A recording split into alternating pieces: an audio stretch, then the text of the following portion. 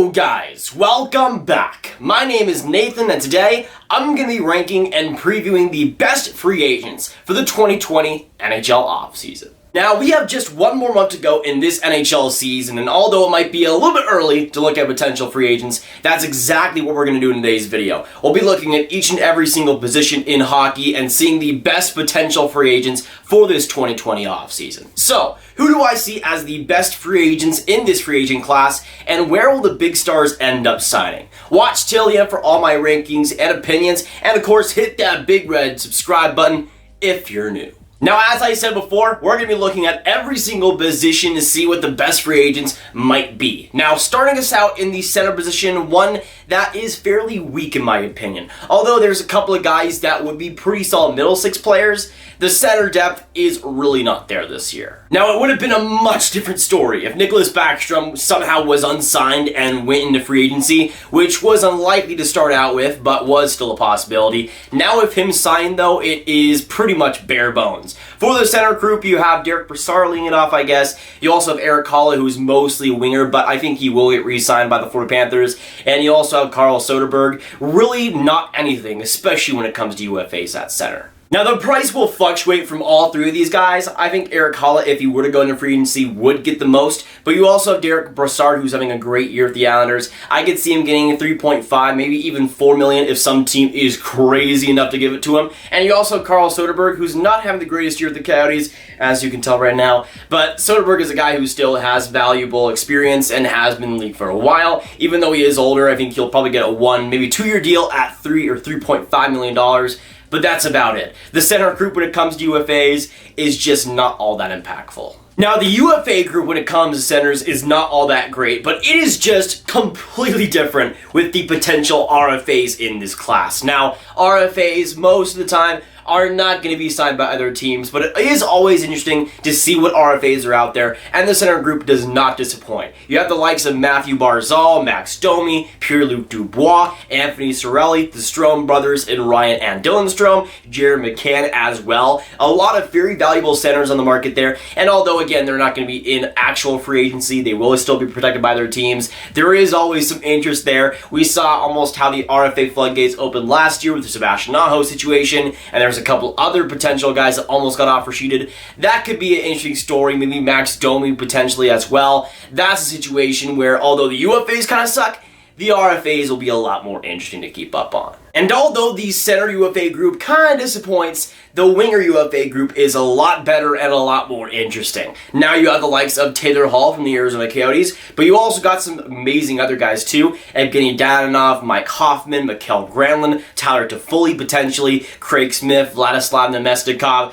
Ilya Kovalchuk as well. Those are a lot of solid pieces there on the wing, and although again the center group is not all that great, you have some guys that will get paid in the likes of Taylor Hall, Dadonov, Hoffman. The big bucks are coming, and specifically in Taylor Hall might be the best free agent in the whole class. Now, the Taylor Hall situation is really what's the biggest thing here, because although the likes of Alex Pietrangelo could be free agents, Taylor Hall is really the biggest and the most likely free agent to be out there when it comes to these stars in this free agent group. And there was more that could have potentially happened, but Tyler Seguin ended up signing his deal. Again, Backstrom signed his deal. So Taylor Hall is really the one guy that is that superstar on the group. And although he hasn't been insane with the Arizona Coyotes, he will still likely get a lot of money. He won the Hart Trophy just a couple of years ago. He has the pedigree, and there's going to be one of those teams at least that could give him upwards of $10 million.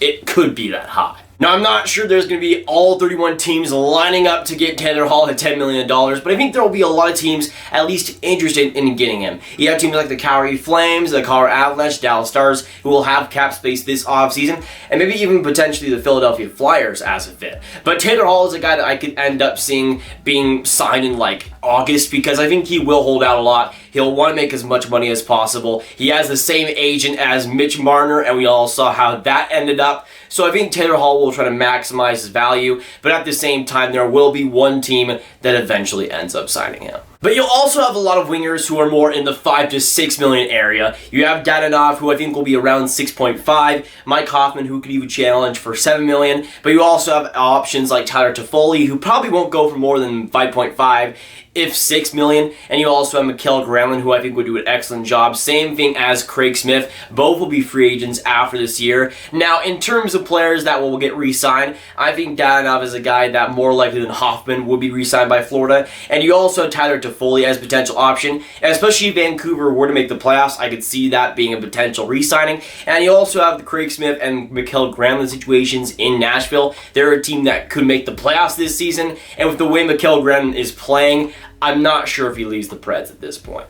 But just like the center group, you also have some amazing RFA wingers that will be paid in this offseason. You have Anthony Mantha, Jake DeBrusk, Dominic Kubalik, Sam Reinhart, Victor Olofsson. You have Andre Burakovsky, Tyler Bertuzzi, Jake Virtanen. The list goes on, and although I'm not sure those guys are going to be reaching $8 million anytime soon, a lot of those guys will be around that $4 to $5 million range, especially if they hold out in that way. Guys like Anthony Mantha will be paid this offseason for sure. Although, again, just like the center group, it's not likely that any of those guys end up being moved. That will be something to consider, and the offer sheets are always possible. And now we get on to the defense class, and this is very interesting to me because there's a lot of great options, especially compared to years past. There's been some years that there was a couple of good ones, but it pretty much falls off. But in terms of solid talent level, there's a lot of guys to choose from this year. Now, you start out with Alex Pietrangelo, who in my opinion might have the potential to go into free agency, but I think most likely will be signed by the Blues. I think they'll do anything possible to keep him on the roster, as they should,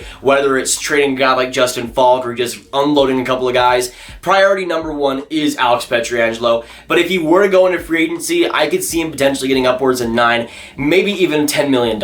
As a Stars fan, I think Pietrangelo is one of the best defensemen in the league, and if he does go to free agency, he will get paid. Now, let's say Pietrangelo and Torey Krug were to sign, which for the excitement of free agency would kind of suck a little bit, but you still have some other good options. You have Sami Vatanen, TJ Brodie, and Tyson Barrie. And starting out with Sami Vatanen, who's having a great season in New Jersey and is now on the Canes, I really only see being a rental. They don't really have the cap space for him, and I don't really see Sami Vatanen having a future on that team, especially with Dougie Hamilton being healthy once he does have that. I think for Vatanen, though, he could get upwards of 5.5, maybe even 6 on the market.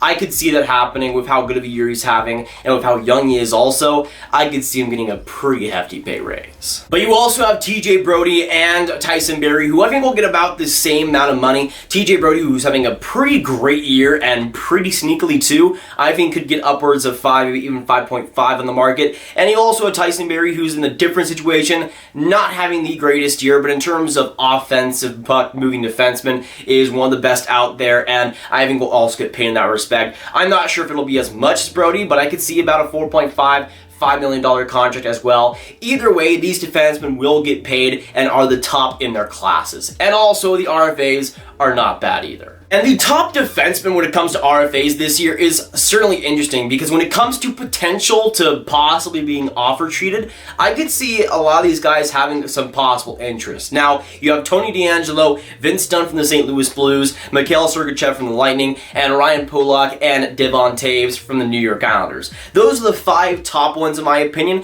but 5 really solid defensemen. You have Tony DeAngelo, who's having a fantastic year, and now with New York extending Chris Kreider, unless they were able to get rid of Henrik Lundqvist's contract and also Mark Stahl on top of that, I'm not sure how much money they'll have for Tony DeAngelo, but at the same time, I think he is more likely to be signed because he also will be priority number 1. But then you also have Vince Dunn, who will not be priority number 1, because you have Alex Pietrangelo as well. Vince Dunn is one of the more underrated players in the NHL, in my opinion. Once again, having a solid season with the St. Louis Blues. He's a guy that I think deserves to be paid, but at the same time, with St. Louis, they can't exactly afford to give him $6 million at this point. That's a guy, though, that I think could have potential of an offer sheet. One team just swoop in and get him, while the St. Louis Blues are trying to sign Pietrangelo at the same time. But you also have some other solid guys, Mikhail Sergachev, who I think for the Bolts will be pretty much priority number 1 in the offseason too. As an RFA, he's having a very solid season with Tampa, and I think deserves to be paid, but Tampa might not have the cap space there. And you also have Ryan Pulock and Devon Toews. The New York Islanders don't have the craziest amount of cap space right now. They want to save as much as humanly possible, and now with Pajot signed, I'm not sure how much cap space is going around there. For the New York Islanders, those guys are 2 important parts of that defense, but the cap space is a worry. But now we get into the potential goalie class for this free agency, and in terms of starting goaltending and also great backup options, I think this is one of the best goaltending free agencies we've ever seen, especially in the last few years. Now, we saw Sergei Bobrovsky last year, but there wasn't too much besides him, really. Besides some decent backup options, there weren't amazing starters on the market. But this year will be a different story if the guys go into free agency. Now, first and foremost, you have Braden Holtby, which just pretty much encapsulates the whole free agency class. He's a guy that I think Washington will end up letting go. And even though they could win the Cup this year, I think Ilya Samsonov is the guy going for the future, and unless Braden Holtby wants to sign like a one-year deal or something, I really don't see Washington having the cap space or wanting to keep him long-term.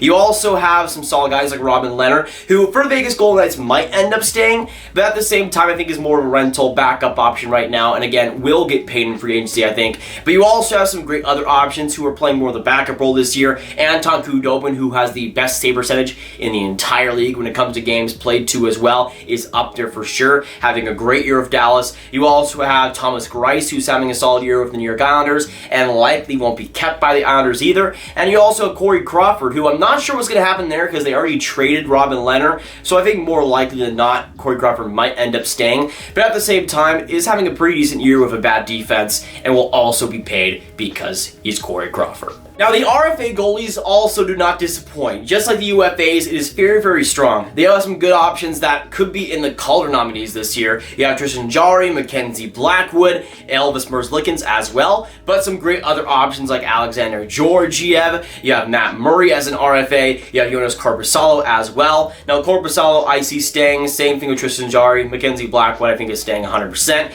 But you also have Georgiev, who could potentially be traded this offseason. And you also have Elvis Merzlikins, who will probably ask for a lot of dough, but I think Columbus will end up going with Korpisalo as the future starter. So a lot to look out for there. But in terms of the strongest positions when it comes to this free agency, I think it is the goaltending, especially when it comes to years past. It just blows it out of the water when it comes to pure talent level. But I think that theme of excellent talent does reign true in this free agency, even though it could have been better if guys like Backstrom didn't re-sign, guys like Tyler Seguin went into free agency. At the same time, there will be some excellent options still.